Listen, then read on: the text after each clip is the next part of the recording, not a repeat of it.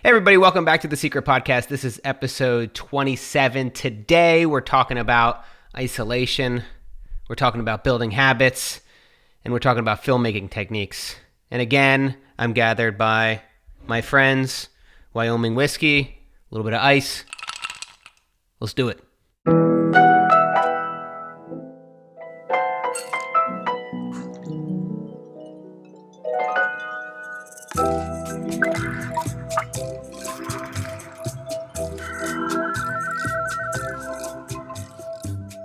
Alrighty, so here we go. Starting the episode. Ooh, that was a nice little pop. I always got to give you guys the ASMR that you deserve. There we go. This is a new one. This is Wyoming whiskey, small batch bourbon whiskey. If it is a bourbon, I think that means it's made in America. It's made in Wyoming. Well, yeah, it says Wyoming on it. So that's... I was like, whoa, where was this made? Wyoming whiskey. I wonder where that was made. Okay, so there you go, guys. Not the smartest. Batch number 66. It looks like it's a small batch distillery. That's pretty cool. This is the first time I've had it. I'm using a new service. You know, there's a freaking service for everything where it's like, you know, get a box of chocolates every week delivered to your doorstep. Get dog food delivered. And so there's one for whiskey. It's called Flaviar, Flaviar. Nat got me the first one for, I believe it was my birthday. So basically, you go to the website, you can see it. I drank all the samples they gave you, but like you can choose which kind of sample you want. By the way, this is not a sponsored post. This is just genuinely something that I've gotten some joy out of. So they have like different tasting kits that you can try, and then when they come, they're not labeled. They say A, B, and C, and then if you look at the documentation, you can find out what they are. But basically, you can just taste them and try to figure out which ones you really enjoy just by taste alone. And then Nat and I always play this game where we're guessing like what kind of notes does this one have, and I'm usually really bad at it, but I've been learning. So like I've been figuring out what kind of notes are in the whiskey, whether it's peaty and smoky. That's pretty easy to figure out, but is it vanilla? Are there caramel notes? Is there coffee notes or chocolate? And I don't think chocolate's actually one, but toffee is definitely one. And so like there's all these different ways to kind of learn about whiskey, and so we've been having a lot of fun with it, and I have enjoyed it, and I definitely recommend checking it out if you have a little bit of dispensable income right now, because it's been fun, but it's certainly not cheap. I don't know how much it is because Natalie's the one that paid for it, but cheers. Okay. Yeah, no, I'm definitely getting some alcohol notes.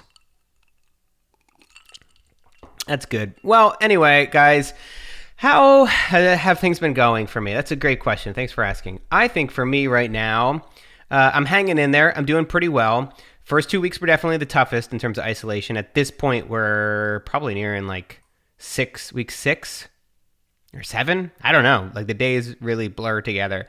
And so just trying to stay sane the best I can. It's so easy to just get swept up in the trap of being on your phone all day, watching TV as much as you can, playing video games all the time, snacking. And there's just so many vices and so many traps that you can fall into. And so I've been doing my best to try to avoid those and live a healthy lifestyle from home. And I'll get into some of this in the questions, but I feel good. Like I think naturally there are always going to be a lot of ups and downs and some patches where things are feeling helpless. And especially as we get more and more news and we find out, like, is there an end in sight for this thing? It doesn't seem like there is. I did see an interesting article recently by the New York Times.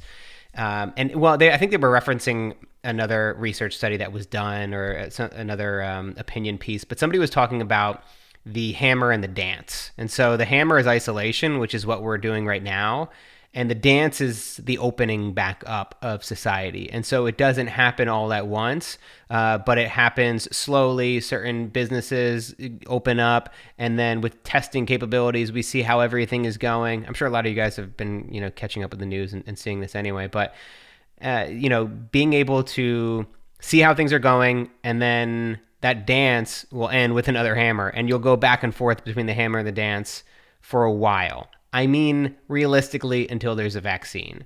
So, with that in mind, I think like if we're talking about our mental health, we need to really prepare. We need to make sure that we are in the best mind state when these things get dragged on even longer and longer. It can be very easy to drudge through every day.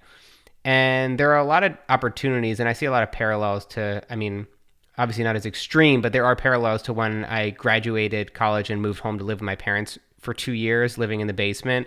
Obviously, my life was more free then, but at the same time, I still felt trapped and still felt like a little bit helpless. But I used that as an opportunity to rebuild, to try to figure out and develop new skills, to grow my business. And so there are so many things that you can do right now that are productive ways to move your life, your career, your family forward, and just focusing on taking it one day at a time and doing the best that we can, and being safe and all that good stuff. So, yeah, there have been some tough days, but overall, I want to say I feel pretty good, and I feel like I've kind of turned a bit of a corner in terms of isolation. And I'm fully confident that I'll be able to endure. And I think one of the best things that I have going for me, and one of the things that I'm fortunate and lucky to have, is purpose. And doing this podcast, making content for you guys, the YouTube channel, all that stuff fulfills me. And you don't need to necessarily have a successful YouTube channel or a big platform in order to create and make stuff. And I know that I feel like on Patreon, it leans more towards the people that sign up for Patreon here are more leaning in the creative side of things. So I think definitely use this as an opportunity to hone those skills, to get creative, and to find that purpose in everyday life. That's my little personal update. Let's get to Matt's book club. So as you guys know, starting last week, I've been doing every week recommending some of my favorite books and also reading a great excerpt from that book, something that can get you to start to think and bring into your day going forward. And so the book that I have today is Rework by Jason Fried and David Hansen. And the title of the headline is called Start at the Epicenter. And so I'm going to read this. We can think about it and we can talk about it afterwards. When you start anything new, there are forces pulling you in a variety of directions. There's the stuff you could do, the stuff you want to do, and the stuff you have to do. The stuff you have to do is where you should begin. Start at the epicenter.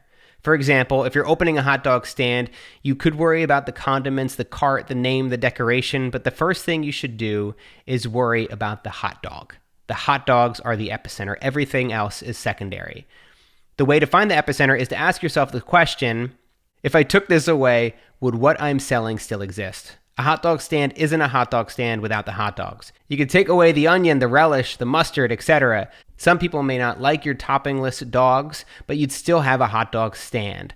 But you simply cannot have a hot dog stand without any hot dogs. And I'm officially hungry, and I could definitely use a hot dog. So I think this is an interesting way of thinking about, from a business perspective, from where you're spending your time right now, what is the most essential use of your time, and what can you not do without? What do you need to focus on first? And so if you don't have a great hot dog, if you're a filmmaker and you haven't focused enough time on your editing and your filmmaking skills, and you're worrying about transitions that don't really add much to your overall video, then you're going to lose sight of what is at the epicenter. What's the core? Usually this core of filmmaking is the story. Don't forget what your purpose is. And so I definitely recommend you guys check that book out. Again, it's called Rework, and it's very, very good. Super inspiring. With all that said, oh, by the way, if you guys have any book recommendations, anything that you think that I should read, definitely let me know down in the comments on this on Patreon. That would help me out. I love reading, and I'm definitely trying to get more into reading more books and listening to more audiobooks during this period of isolation. But with all that said, why don't we hop right into the AMA? All right, question number 1, Macarena Molina. I'm trying to be a minimalist, but I don't know if I'm doing it right. What's your advice? Great question. you're probably not doing it right because there is no Bible or sacred code of minimalists, which is the right way to do minimalism. I think that no matter what, when you're starting to simplify and pare things down, it is likely going to come, in my experience, with a certain sense of discomfort. And getting rid of stuff that maybe is sentimental, that means something to you, clothes that you've just had for a long time. We just get attached to stuff. And because it's been in our closet for the past 6 years, we feel like it always needs to be there. And letting go of it, we think, oh my God, what could happen? What might happen if I get rid of this thing? And so we just hold on to it. And I find that there is a little bit of discomfort in the beginning, but it pales in comparison to the freedom you have once you start to let go of the stuff. I find so much clarity. I think if you focus on the benefits, the clarity that you get, the peace of mind that you get, the time that you save from cleaning up and organizing all the junk that you own is what you should focus on. I wish I knew a little bit more and you were a little bit more specific so I could give you some like pointed advice. But the advice that I usually give is take it slow and steady and just go one drawer at a time, one closet at a time. Right now, a lot of us have a lot of time on our hands, but it can still be overwhelming to look at an entire house and say, okay, what am I going to declutter? What am I going to get rid of? And so just start with the junk drawer.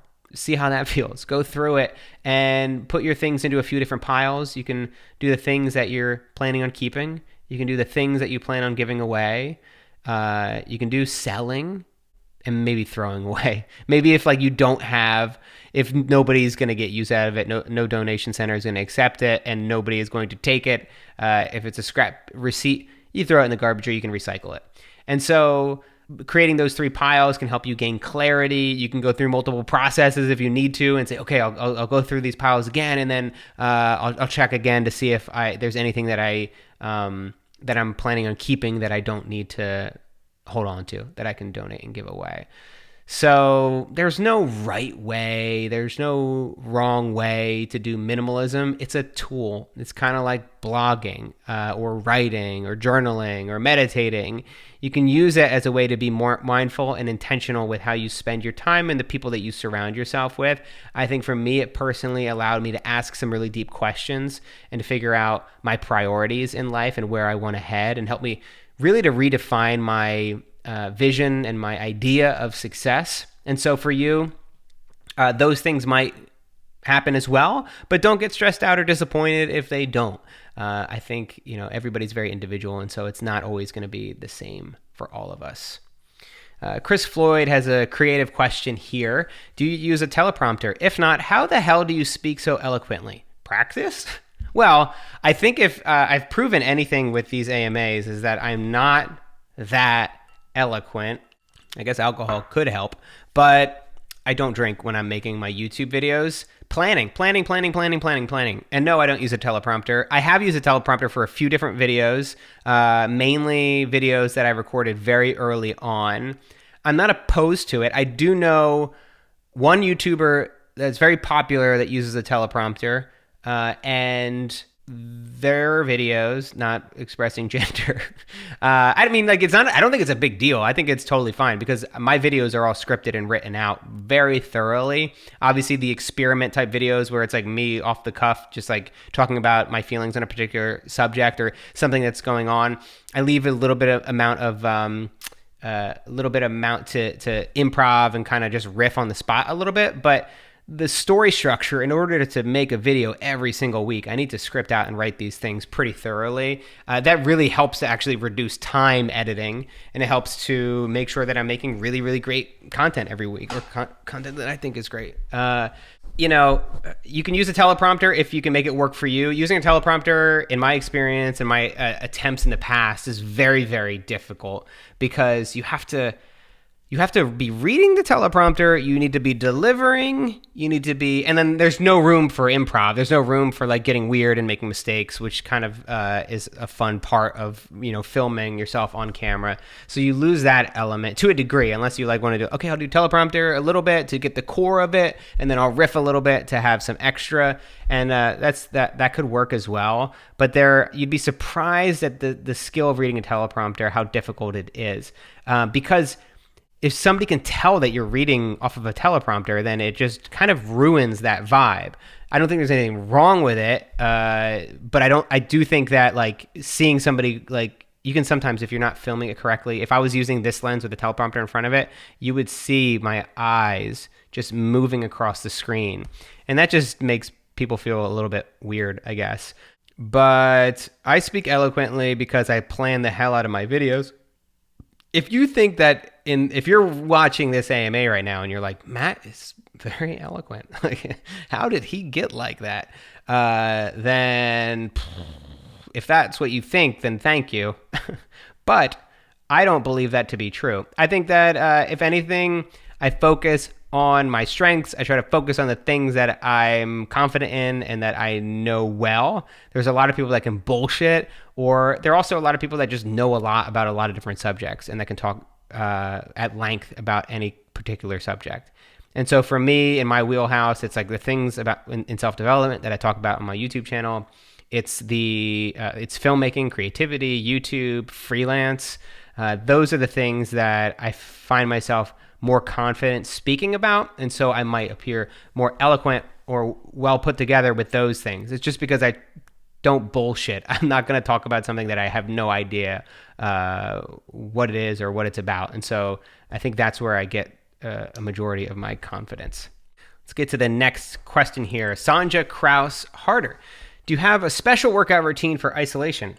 What a great question. And that's a question it's funny you asked that because I just released a video today, the day that I'm recording this. Of course, we always got to say what day it is because the apocalypse is imminent. April 23rd, 2020. That's the day's date today. And so I just released a video called My Morning Workout Routine, in which I share my workout for isolation. It's something I've developed over the past 2 weeks. I will say that I experimented with a bunch of the Instagram workout videos. I did a bunch of trial and error. And, you know, the one thing that I've just found over and over again, if you don't enjoy your workout, if you don't enjoy what you're doing when you're breaking a sweat, then you're not going to keep up with it. And so for me, it was important to try a bunch of things because who knows, maybe I will end up liking something that I've never tried before. And one thing is for certain, I have never enjoyed working out from home. That's why I like going to the gym. So working out now from home, I've had to like readapt and figure out how to go about bringing in this habit into my everyday life. The first most essential thing, and the thing that I mentioned in the video, was that working out in the morning was huge for me. If I waited until later in the day, I would come up with so many excuses for why I could push it off, why it wasn't the most important thing to do right now, why I was tired, and I just should just give myself a break. But if Natalie and I take a walk every morning, if we take that walk in the morning and then shortly after that walk, I get right to my workout, then I'll feel much better. It'll feel great to get it out of the way. My blood will be pumping. I can take a shower and then get right to work. And so I think maybe that's definitely a difference now. My schedule has certainly fluctuated a lot. There's no perfect recipe like my morning routine and daily routines. There are some staples, mainly coffee. There are a lot of things that I do every single, or a few things that I do every single week, but most of the time it varies on a month-to-month basis. And so a majority of the time, though, I do get straight to work. And so this has been a little bit of a shift to say, okay, I need to put my health first. I need to work out, I need to get a sweat going, and then I can get to my work. But a priority for me right now is my personal health and mental health and personal well-being. And so doing the workout first thing helps the most. I try to mimic a lot of the things that I enjoyed at the gym. So I don't have any weights, but I do have resistance bands now. So I use some of the similar movements and get a similar kind of workout. It's not as rewarding for me as like the meathead lifting weight process that I used to do before. But that said, it still is enough for me that I do get enjoyment out of it. Two things that I might get, and what I'll say, just go watch that video. It's called, if you're interested in just seeing exactly what my workout routine was. My morning workout routine is the name of the video. You'll find it on my YouTube channel. But I think that if I was going to look at any two pieces of gear to add, if talking about like minimalism and being intentional with the things that you own, the two things that I would add would be a pull-up bar and a kettlebell. I think I want to get a kettlebell because I don't know. It just seems like if I just get one solid weight, I might be able to do a lot with it, from shoulders to biceps. Like having a weight to lift certainly is something I miss. It's kind of weird to like lift with a resistance band. Just the kind of the tension on it, the range of motion. I don't seem to be getting the same range of motion that I used to be getting with my typical workouts. You have to do a lot more reps in order to go to failure. And so I was thinking about getting a kettlebell and also a pull-up bar, because pull-ups are key, and you know how important biceps are to me. But the workout routine that I put up on YouTube is really more for people who are into strength training and weight training versus people who are into like jogging and cardio and all that stuff. You might have to find some different advice for that. We have a couple video questions here. So if you guys didn't know, we're currently taking video questions for the Seeker podcast, which is exciting. And it's cool to get a couple of these first questions in. The first question is a filmmaking question from Ben Martin. So I'm going to play that here. My name is Ben Martin, and my question is about audio. More specifically, how do you edit your voices in Final Cut Pro? I noticed that in the Patreon BTS video, you had mentioned that you use the Sennheiser microphone, the shotgun mic, and that it can yield some pretty fantastic results without a ton of editing. But I was wondering if you were to use like your Sennheiser G4 wireless lav mics, or maybe the Rode VideoMic Pro that you use for your on-camera microphone, how do you edit that audio to make the voices just sound a little more pleasing to the ear? Thank you so much, Matt. Your help is appreciated. Well, first, Ben, the audio in your video sounds very good. So, I mean, I'll let you know what I do with mine, but I want to say that whatever you're doing, keep it up. Also, the video quality, like it looks great, dude. You're killing it. So keep going, keep doing your thing.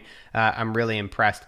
I think that the first thing that I would say is that, I mean, the most important thing, no matter what, is make sure that you're recording properly. Make sure the mic is close enough to your subject. Make sure that if it's a wireless mic, it's not getting any static or friction against the t-shirt. Having clean audio is the best way to get great audio, and you can't fix shitty audio in post-production.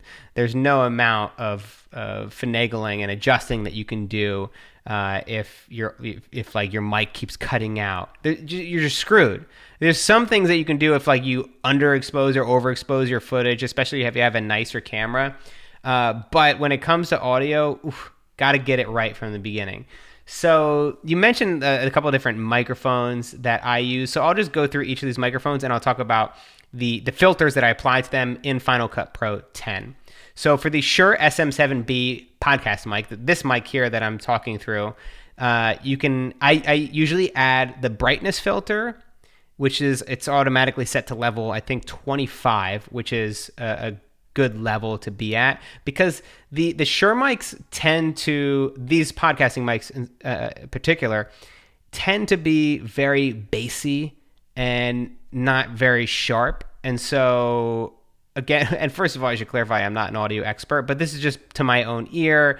I find that adding a little bit of a brightness filter to these mics help to cut through and not to be so bassy and low and muffled. And then I add a limiter. And a limiter, what that does, for those that don't know, it just raises the level of all the audio and it sets a peak output level. So basically, if especially if you're doing an interview with somebody, if somebody's not trained vocally to speak at a consistent level, they may go quiet, and then they may, oh my God, talk really loud. And like, when I do when I used to do the podcast all the time, there would be moments of laughter, and then there's moments where it's more quiet and introspective and thoughtful. And so those levels are very different, and the limiter helps to establish a baseline. There's a lot of finagling, and I try to just find a point where I'm like good enough. I think eventually in the future, it would be lovely to get like an audio engineer to work on each of the videos. But right now, speed and quality are so important to me. And to a big degree, that extra step of bringing on an audio engineer, exporting out all the audio to have somebody edit it, and then all of a sudden now if I make any changes to the video, now I'd have to have them redo that work. It's just not worth that added friction right now in terms of speed speed. I know quality it would improve my videos. But because honestly, dude, I do get every once in a while I get messages from sound engineers that are the nicest guys in the world and girls in the world, and they say like, "Hey, Matt, actually, if you did this with your audio, or hey, I can help you out because it sounds like your audio is." They say in the nicest way possible, saying that my audio is shit. So obviously, everybody's going to look at it through a different perspective, but I try to think about it through the perspective of the viewer, the average audience member, and nobody's gonna notice. For personally me, like I notice that shit, and I think it's actually important. But that's how I let go of a lot of my perfectionism to say, okay, the audience probably doesn't care about that stuff. They probably think my audio sounds really, really good, and so I can live with that. Though, don't let that stop you from figuring out ways to improve your video and the quality of your audio and all that stuff. The second microphone that I'll talk about is the Shure Sennheiser mic, which actually I am filming up here. It's not on right now, but I have it as a backup because I always record two backups. That's another lesson. Whenever you're shooting audio, always have two backups. Do I always do that? No, because I'm a liar. But okay, here's what I do. If it's just me on camera and it's just at my house and I'm shooting A-roll, me talking to the camera, I usually just have one. I did this backup here just because it's just easier to do an extra backup. And I think about the time invested in like setting up lights and cameras, and I'm like, I don't want to have to do this again. And so that's one reason why I do that. But for the most part, I don't always record two options at home because I know I can redo it worst case scenario. But if I'm interviewing somebody, if I've got a big guest that I'm having come over my apartment, or I'm going to their place and we're shooting this back when you could go over to people's places, and I'm shooting this interview and I know like this is the only time I can do this. If something screws up, if I put a wireless mic on them and it pops and I don't have that audio, I'm screwed. And so like when I did the Gary Vee interview, and like when I do any interview with anybody, I make sure that I'll have a mic'd up with a lav mic, and I'll also have a boom mic overhead, which is going to be a second source of audio.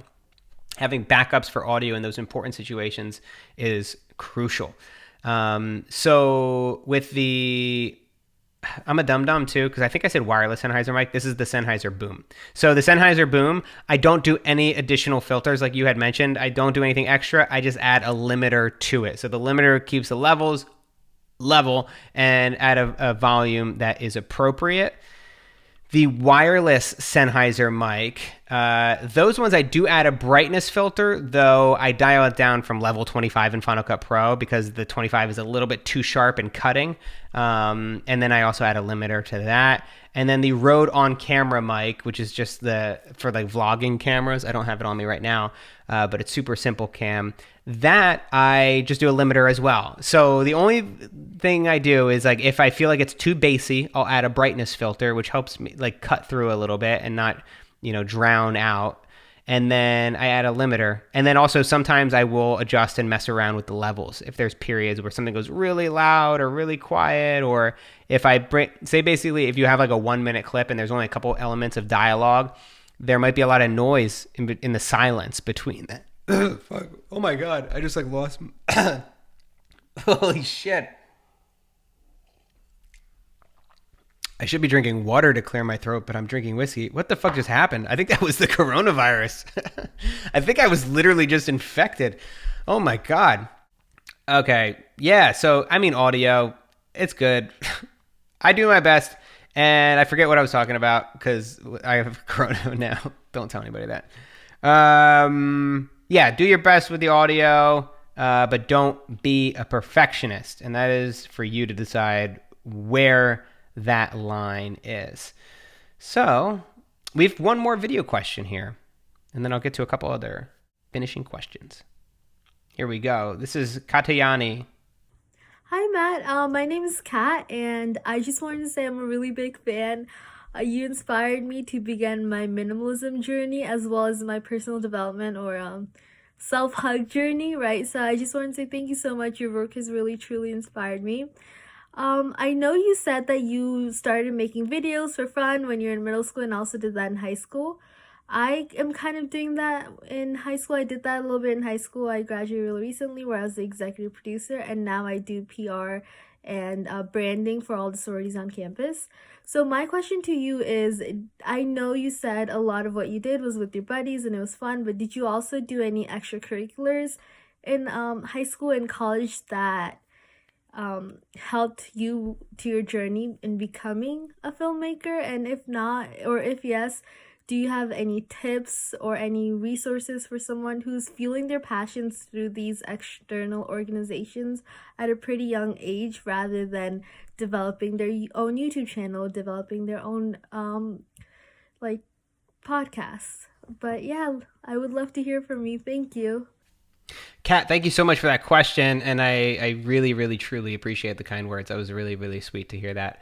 What I will say, first of all, I think it's great that you're doing work outside of school. I think a lot of times we wait for the syllabus and our professor to tell us what we should be doing, when in fact we could be spending all this time figuring out what our passions are, what excites us, working on skills, and pushing those skills forward. And so for me, I didn't wait around for professors, and like I put way more effort into video projects than an A would account for. So like, there, you know what I mean? There's a certain amount of effort that you can put into a project, any project in school where you'll get an A. And I went way past that. I just like, because I loved it. I loved filmmaking and I loved the art and the craft of it. I loved my perfectionist tendencies, love trying to figure out and learn and make everything just a little bit better.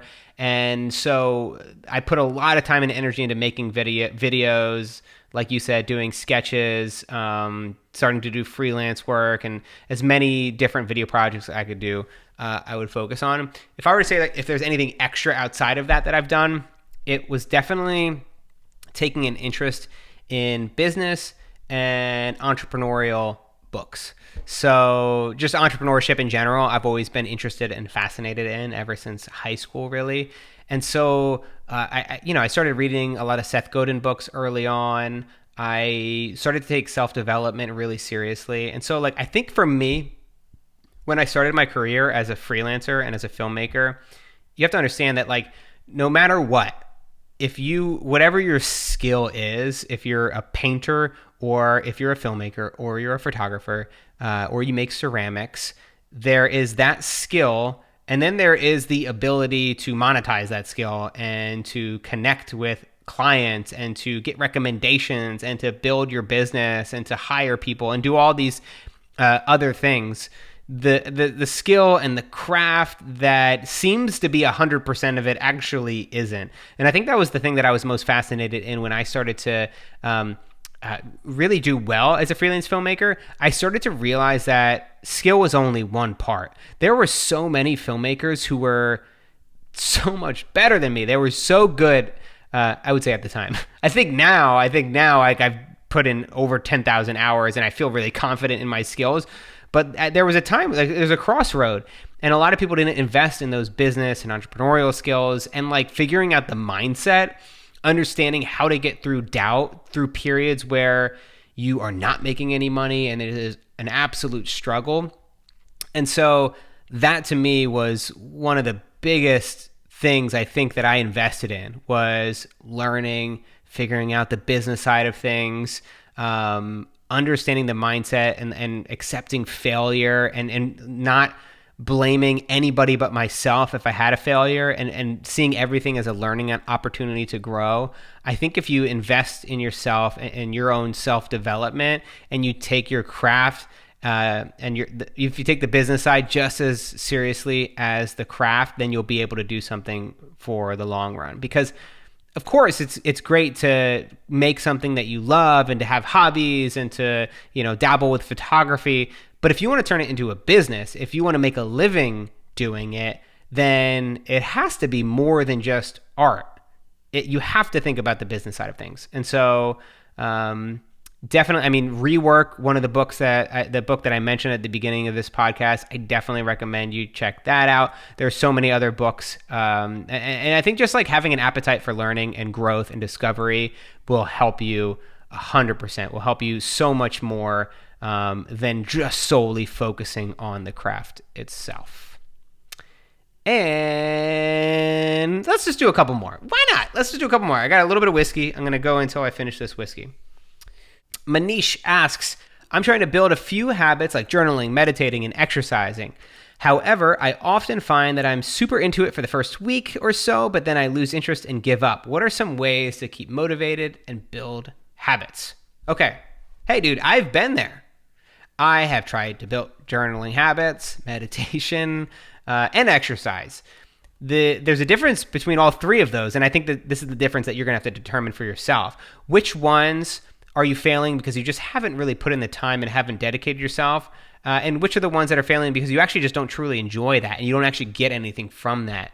Just because somebody gets a lot out of journaling or meditating doesn't mean that it's going to really affect and positively change your life. I found that of journaling, for instance. Journaling is something that looks beautiful. I love seeing people's amazing bullet journals. I love seeing the art that goes into it. And there's something about getting your thoughts down on a piece of paper and the tactile response there that I'm jealous of because I just don't love it. I get value out of it every once in a while. Maybe once a month I journal, and it helps me to get clear on some of the stresses and anxiety and the big problems that I'm facing with my business. Journaling helps me with that regard, but a daily journaling process is not for me. So understand that all these things might not be for you. One, if you try to build all three at the same time, that's a mistake because you're just trying to do too much. Because any one of those things, if you implement it into your life every day for the rest of your life, would change your life dramatically. And so doing all three is just asking too much of yourself. I would try to figure out one keystone habit. I think exercise is a good place to start because, at least for me, that it's what has had the biggest impact. Exercise was a ripple effect for me that affected so many other habits in my life, got me to start eating better, drinking more water, gave me more confidence. So much came from just that one habit.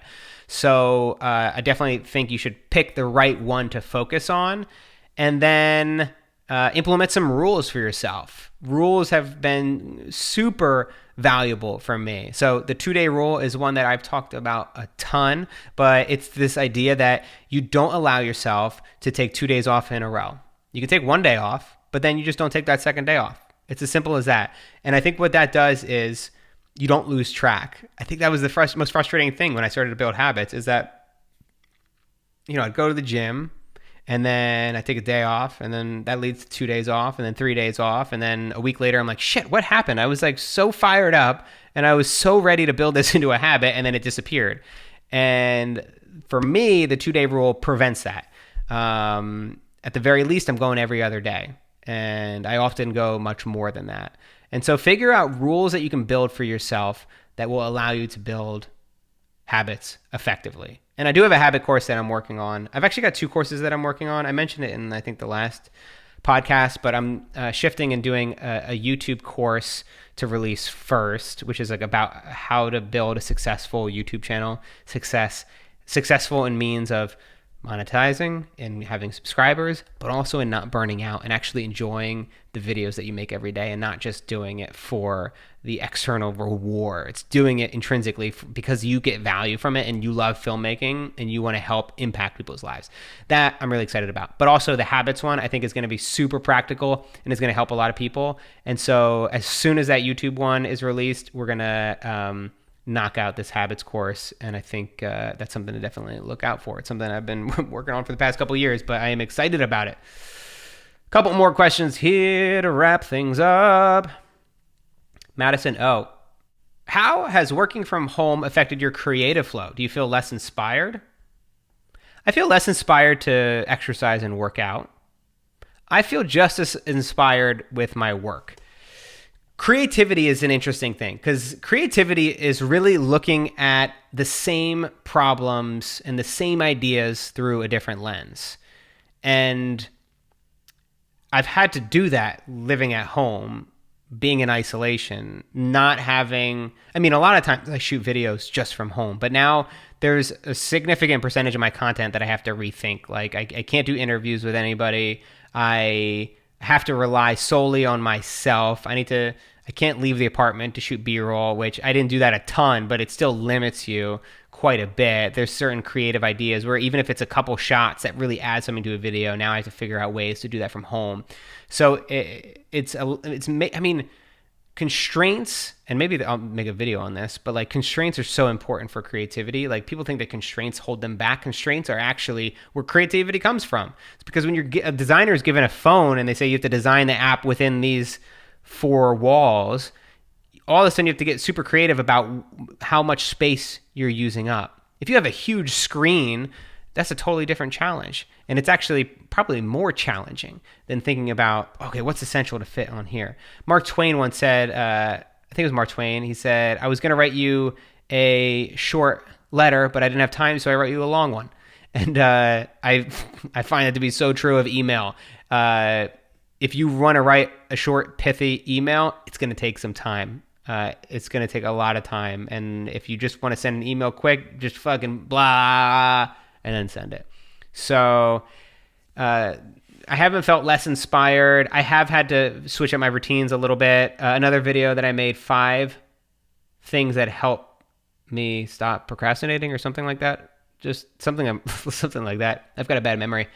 That kind of details my process for getting to work. And that helps a lot. Like putting on headphones, listening to music, making a cup of coffee, having this 15-minute routine that I do almost every day helps me to just go and crush my work. And that's something that I've realized lately has helped me more so now that there's not as much variety and variation. That's 2 different ways to say the same word. That's actually the same word. A little bit of variety to my day. Blah. Okay. All right, guys. Let's wrap up here with a new segment. It's called The Internet is Weird. Maybe we can add sound effects to that. Thanks, Tyga, for adding sound effects to that. So we have my brother Mark, who is working with me now and helping to build a special secret project we're working on. Compiled these, so if they're bad, we can blame him. The first one, basically the idea of this is I'm just going to watch internet videos and then respond to them. I don't know if it's going to be interesting or not. This is Hurt My Finger.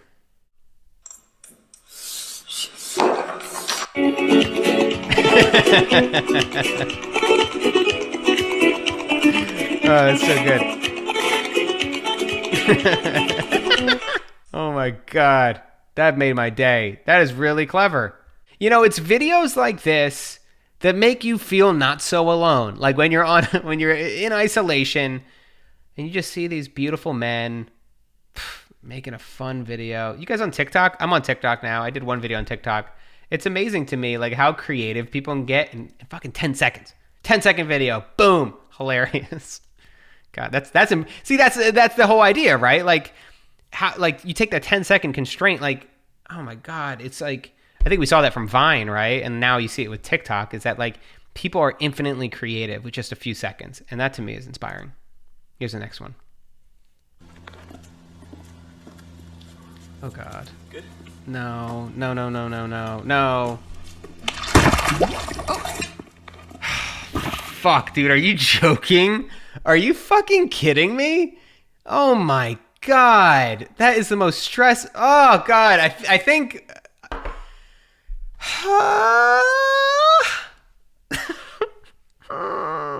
I feel like you guys probably went through that same experience as me. It feels in a way unethical showing that to anybody. Oh my God, what was that? The sound effect.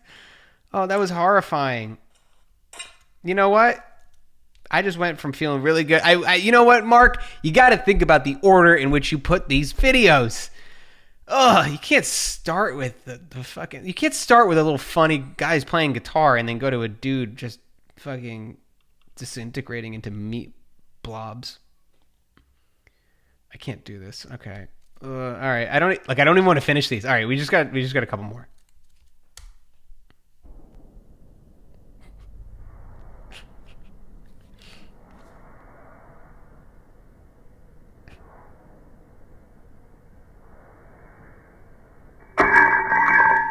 Stupid Mark. What a fucking loser. What a loser. Jason Statham. Bottle cap challenge. Could I do that? That's an interesting question. 100% I could not. No. I am a black belt in karate, though. I don't know if you guys knew that. I do chop it up. I used to, actually. I don't do it anymore. This bottle cap challenge, what is this? Is this a thing people are doing? Is this new? This is so old! July 1st, 2019. Listen. Okay, guys. You know that awkward moment when you have to have a conversation with your brother who also works with you, and you need to let him know, listen, like, we're trying to find that new.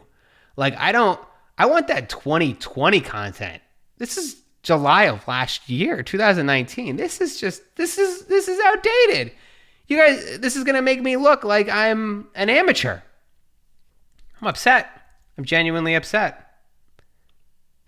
Listen, I'm going against my best instincts. There's a bottle cap challenge number 2 here. I'm going against my best instincts, and I'm going to play this.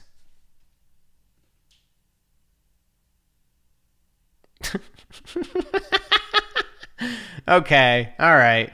Fair enough. That was good. I'm kind of, he redeemed himself. He didn't redeem himself. I'm still upset that it's not 2020 fresh content, but at the same time, genius.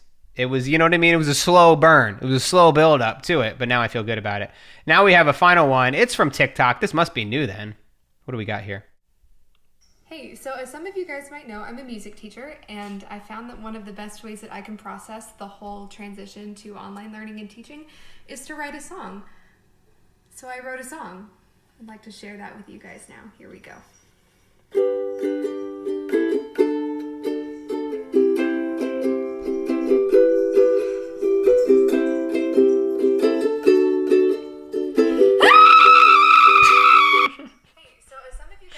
That's really good.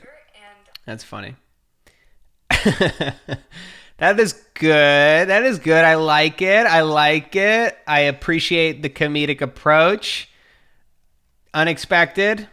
And probably how we all feel right now. I think we all can use a good yell. I'm surprised that more so that you don't just hear people screaming at the top of their lungs randomly because they're losing their goddamn minds for living at home and staying at home. Thank you guys so much for watching. Great questions. Per usual. This one was long. I was only telling myself, I was like, I'm just going to do 30 minutes. That's it. And then I'm out. And look at me here. You know, over 40 minutes of quality content. So thanks for all your great questions. As a reminder, if you have any questions, you can always send them to ama@mattdiavella.com. It's ama at mattdiavella.com. So send me videos, guys. I want to see your videos. I want to see your faces, your beautiful faces. Come on, you've no excuses. Send them to me, and we will include it on the Secret Podcast if it's interesting or funny. Show me your habits. Show me your talents. I don't give a shit. I don't know what I'm saying. Here's one piece of advice to leave you on. First thing in the morning, go take a walk. Get some sun on your skin. I'm drunk. Okay, love you guys. See ya. Bye.